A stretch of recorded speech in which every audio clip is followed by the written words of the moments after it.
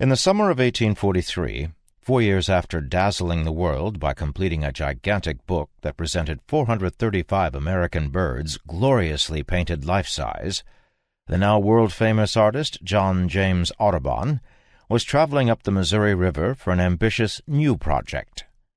An American raconteur, Audubon had just done a book tour of Europe dressed in buckskins, his hair cascading about his shoulders.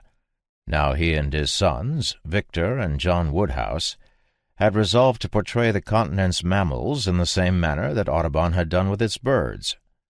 Because the genius behind the Birds of America was intimate, first-hand observation of his subjects in their natural state, Audubon knew he could not produce a grand book on mammals with paintings done from specimens. So it was authenticity that brought one of world's premier nature artists to the American Great Plains aboard the steam vessel Omega. Here was a man who had spent almost his entire life in the wilds of America, closely observing nature, contemplating its moods, beauty, and meaning. He had read the great books on the West, including Lewis and Clark's account from 3 decades before, and fellow artist George Catlin's much more recent book, which irked Audubon and aroused his jealousy.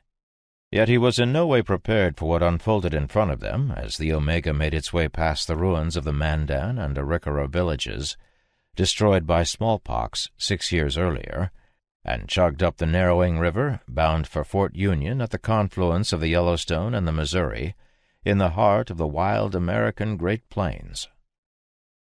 It was the animals that stunned him. Audubon had spent his life surrounded by wild creatures, but this was something different.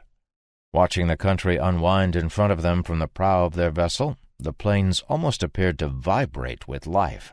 So many animals of so many different kinds that the renowned bird painter simply could not believe what his eyes were seeing.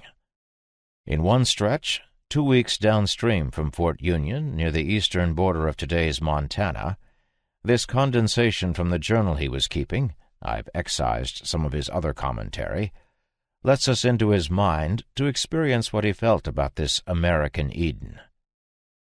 We passed some beautiful scenery, and almost opposite had the pleasure of seeing 5 mountain rams, or bighorns, on the summit of a hill. We saw what we supposed to be 3 grizzly bears, but could not be sure.